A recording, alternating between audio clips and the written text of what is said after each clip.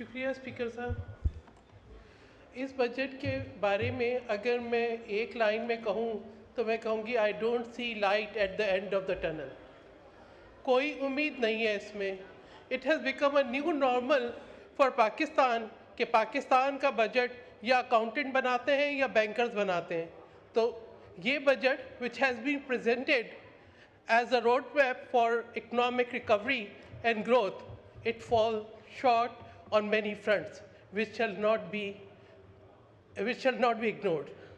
तो बात यह है कि ऐसा बजट जो कि वज़ीर ख़जाना साहब को मैं क्या बहुत तारीफ़ करूँगी कि उन्होंने IMF की विश लिस्ट, उन्होंने एक इम्पोर्टेड बजट यहाँ पे प्रेजेंट कर दिया। हमारी एक मुअज़्ज़ज़ रुकन मेहताब अकबर राशदी ने कल मशवरा दिया कि ये इतने किताबचे मत छपवाएं। मैं भी ये कहूँगी, उनको इंडोर्स करूँगी कि जी इसके बजाय एक डिजिटल का वक्त है, आप एक डिजिटल हमें दे दें, कोई फ्लॉपी डिस्क जिसमें जो है कुछ तो अखराजात बचेंगे। अब इस बजट के बारे में अगर मैं ये बात करूँ कि इसके अंदर जिस किस्म का एम्बिशियस रेवेन्यू कलेक्शन दिया गया है वो गैर हकीकी लगता है। यानी FBR to achieve 40% increase 9.3 billion rupees से 9.3 ट्रिलियन से 13 ट्रिलियन। मुझे नहीं लगता कि ये अहदाफ जो हैं ये हासिल हो सकते हैं। तो मैं ये समझती हूँ कि सिर्फ अदाद व शुमार से ना खेलें।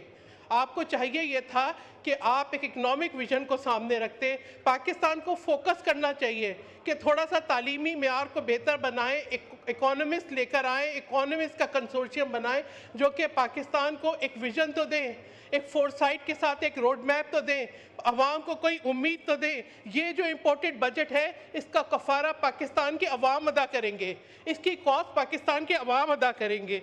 इसी तरीके से ये जो एस्टिमेट किया गया है कि 48% जो टैक्सेस हैं वो 48% जो रेवेन्यू है वो इन डायरेक्ट टैक्सेस से आएगा और बाकी इनडायरेक्ट टैक्सेस से, ये सिर्फ सिटीजन्स को बर्डन करेगा। ये मज़ीद जो है हम अब महंगाई का बोझ डालेगा आवाम के ऊपर। इसी तरीके से 1500 बिलियन का जो एक एस्टिमेशन ग्रोथ है रेवेन्यू के अंदर, ये भी गैर हकीकी नज़र आती है। फिर expectations of cash surplus of ₹1200 billion from provinces, मैं नहीं समझती कि ये जो है प्रोविंसेस इनका ये ख्वाहिश पूरी कर सकेंगे। प्रोविंसेस के अपने अखराजात हैं, प्रोविंसेस अपने डेवलपमेंट करना चाहते हैं, तो इनको तवज्जो देनी चाहिए थी कि जो बजट पेश कर रहे हैं इसका ये मकसद नहीं है कि आप IMF को खुश करें, आप कर्ज़ा ले लें। ये कर्ज़ा तो आपने अदा नहीं करना, ये कर्ज़ा तो पाकिस्तान के अवाम ने अदा करना है। इसी तरीके से जो महंगाई का तखमीना लगाया गया है वो भी गलत है कि 12% नहीं होगी। पेट्रोल लेवी अभी से बढ़ गया है, बिजली की कीमत में इजाफा हो गया है और उसका बोझ भी है अवाम पे पड़ेगा। बिजली की कीमत में इजाफे से जो इन्फ्लेशन बढ़ेगी उसका इम्पैक्ट हर जो है उस फील्ड पर, हर सेक्टर पे आएगा। फिर ये कहा गया कि जी जो है वो सैलरीज बढ़ा दी हैं, लेकिन सैलरीज के साथ साथ आपने टैक्स भी तो बढ़ा दिया है। और जो सैलरीज बढ़ाएंगे हैं उसमें मैं क्या समझती हूँ जो सरकारी इदारे हैं वो तो 2 से 5% हैं सैलरीड क्लास। जो प्राइवेट सेक्टर है उसका क्या होगा? प्राइवेट सेक्टर में हमारे वो मीडिया पर्सन्स भी हैं जो कि प्राइवेट मीडिया हाउसेस में काम करते हैं। क्या हुकूमत इंश्योर करेगी कि प्राइवेट सेक्टर को भी वो इंक्रीज़ मिलेगी या वो सिर्फ टैक्सेस का बोझ जो है बर्दाश्त करेंगे? यानी जो 2019 में जिसको 1 लाख रुपए तनख्वाह मिलती थी, आज उसकी तनख्वाह टैक्सेस के बाद सिर्फ 33,000 रह गई है और फिर वो तनख्वाहें वक्त पर मिलती भी नहीं है। तो मैं ये कहूँगी कि हुकूमत के पास कोई पॉलिसी है, these are the fundamental rights के लाइफ और लाइवलीहुड वो जो है इंश्योर करे, लेकिन वो जो है हुकूमत जो है ये इंश्योर करने में नाकाम है। इसी तरीके से impact of rise in electricity charges, NEPRA ने जो है वो नया टैरिफ इम्पोज कर दिया है जिसके अंदर जो है वो 72% फिक्स चार्जेस हैं और 28% जो है वेरिएबल चार्जेस है। तो ये बोझ भी जो है पाकिस्तान के अवाम उनके ऊपर पड़ेगा। फिर हेल्थ के ऊपर जिस तरीके से जो है डायग्नोस्टिक टेस्ट और उससे रिलेटेड डिवाइसेस की कीमत बढ़ाई गई है, उसने तो जो हुकूमत की जिम्मेदारी है to ensure health of all the citizens, उसके ऊपर जो है मैं समझती हूँ अपनी जिम्मेदारी से फारिग हो चुकी है। अब जो है अब जो इलाज कराने जाते हैं उसमें 40% जो है वो तो आता है ट्रीटमेंट का, 60% जो है वो सिर्फ टेस्ट का अखराजात होते हैं। तो ये 25 से 30% जो है हेल्थ के अखराजात में इजाफा होगा।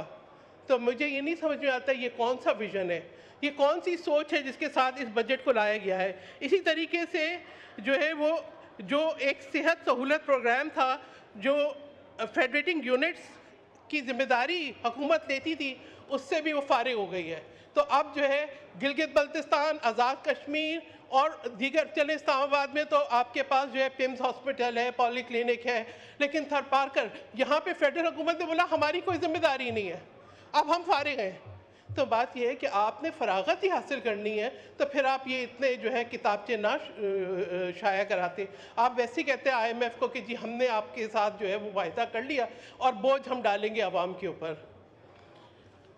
हेल्थ के बाद मैं एग्रीकल्चर पे ज़रूर बात करना चाहूँगी। मेरे तमाम जो है इधर जो कोलीग्स हैं उन्होंने बात की है, तो मैं सिर्फ वज़ीर आज़म से एक मासूमाना सवाल पूछना चाहती हूँ। वज़ीर आज़म साहब, इतना बड़ा वीट का स्कैंडल हुआ, food security is the national security issue, आपने जो है एक इंक्वायरी करवाई और उस इंक्वायरी के बाद आपने चंद अफसरान को मुअत्तल किया जो यकीनन कल बहुत अच्छे ओहदे लेके कहीं और बरजुमान होंगे। मुझे बताएं आपने रिकवरी क्या की, आपने फार्मर्स को कंपनसेट क्या किया, आपके पास क्या विजन है एग्रीकल्चर का। अब आप हर चीज़ की कीमत बढ़ा दें, आपका मकसद ये है कि ज़राअत को आपने ख़त्म करना है, फिर उसको कहते हैं कि जी we are agro based economy. ये ज़राअत जो है वो रीढ़ की हड्डी है। बात ये कि खोखली बातों पे कैसे यकीन करें। क्या वज़ीर आज़म साहब ने कोई उम्मीद दी है इस कौम को? भाई वो खोखली बातें कि कपड़े बेच के जो है वो लोगों को रिलीफ देंगे, नहीं चाहिए लोगों को। आपके जो कॉल में और आपका जो कंडक्ट है उसके अंदर कुछ तो चीज़ कॉमन होनी चाहिए, लेकिन आपके कॉल ऑफ फेल में भी जो बहुत तजाद है। फॉरेन डायरेक्ट इन्वेस्टमेंट SIFC का जिक्र हम रोज़ सुनते हैं, यहाँ पे हम कहते हैं जी फॉरेन इन्वेस्टमेंट आ रही है। पिछले 24 साल से जो एवरेज फॉरेन इन्वेस्टमेंट रही FDI और वो थी $2 बिलियन, और इस दफ़ा जो रखा गया है, तखमीना जो लगाया गया है, इट इज़ $1.56 बिलियन।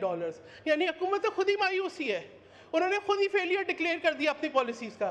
क्या कोई परफॉर्मेंस ऑडिट किया है? क्या ये देखा है कि फेलियर्स की वजह क्या है? क्या ये सोचा है कि हमारे एक्सपोर्ट्स क्यों कम होते हैं, हमारी जो है फॉरेन इन्वेस्टमेंट क्यों कम होती है? क्या कोई क्वालिटी अश्योरेंसेस, कोई सर्टिफिकेशन, इस पे गौर किया है? नहीं, ये तो गौर नहीं करना ना। IMF ने हमें ये नहीं कहा, IMF ने हमें बिल्कुल नहीं कहा कि आप जो है कोई इस चीज़ पे भी गौर करें कि where you fall short of your performance. ये जो इतनी बड़ी अफसर शाही है जिसको तमाम मराद हासिल हैं, क्या उनकी कोई जिम्मेदारी नहीं बनती? नहीं, उनकी कोई जिम्मेदारी नहीं बनती। वो तो बिल्कुल इसलिए कि उन्होंने क्या करना है, उन्होंने तो IMF की शराइत पे अमल करना है। फिर उसके बाद प्राइवेटाइजेशन, OLX कंपनी बना दी है, सब बेच दो। बात यह है कि एक तरफ तो वज़ीर ख़जाना कहते हैं कि वो सिंध से बड़ा मुतासिर है, हमारी पब्लिक प्राइवेट पार्टनरशिप से बड़ा मुतासिर है। अब कहते हैं कि जी सब बेच दो से मामला हल नहीं होंगे। मैं PI के बारे में आपको याद कराऊं कि 2009-2010 में न सिर्फ PIA ने रिकवर किया बल्कि ऑपरेटिंग प्रॉफिट दिया। 2011 में सदर मुमलिकत आसिफ अली जरदारी ने तजवीज़ पेश की कि हम जो है रूट शेयरिंग के ऊपर जाते हैं ताकि PIA की टिकट के ऊपर लोग कनाडा और यूरोप और वेस्ट में भी जा सकें। लेकिन उस वक्त तो मुखालिफत जिन्होंने की, उन्होंने बाद में एक बजट एयरलाइन के साथ मुआहदा करके उनका अमला भी लेकर आए और PIA की तबाही का आगाज़ किया। और उसके बाद जो यहाँ पे PTI के दौर हुकूमत में हुआ, उस पर तो मैं क्या कहूँ कि आपने वो एयरलाइन जिसने दुनिया की बेहतरीन एयरलाइंस बनाई, आपने जी बिल्कुल उसकी क्रेडिबिलिटी आपने जो है वो ख़त्म कर दी। फिर उसके बाद जो है मैं ये बात करूँगी, एक मिनट मुझे वाइंड अप कर ले। देखिए, बात यह है कि इकोनॉमिक विजन के ऊपर मुझे बात करना है तो मैं ये ज़रूर बात करूंगी। आप इकोनॉमिक विजन को देखना है तो आप सदर मुमलिकत आसिफ अली ज़रदारी से पूछें। मैं ये बताऊंगी कि CPEC का initiative was the economic vision जो पाकिस्तान को तरक्की की शाहराह पे ले जा सकता था। जिन्होंने उन मंसूबों को डिले किया, वो फेलियर उन हुकूमत पे जाता है। इसी तरीके से Iran Pakistan gas pipeline was a visionary initiative, जो उस पर तकमील ना करा सके ये उनका फेलियर है। इसी तरीके से GSP प्लस का हसूल वाज इकोनॉमिक जो है इनिशिएटिव। एक रोड। शुक्रिया शुक्रिया। शेखर जी, शेर कामरान साहिबा का माइक खोले। एक आखिरी 2 मिनट दे दें, आखिरी 2 मिनट दे दें। 2 मिनट नहीं है जी। इसी तरीके से वाइंड अप करें, प्लीज वाइंड अप करें। चाइना के साथ करेंसी स्वैप एग्रीमेंट, इसी तरीके से SCO की मेंबरशिप पे रशिया और चाइना की हिमायत, इसी तरीके से NFC अवार्ड, इसी तरीके से जो है सवात ऑपरेशन। मैं आखिरी बात करना चाहती हूँ, ये दहशतगर्दी के खिलाफ ऑपरेशन हो रहा है। बिल्कुल, मैंने कल वहाँ से सुना कि मुखालिफत हो रही है।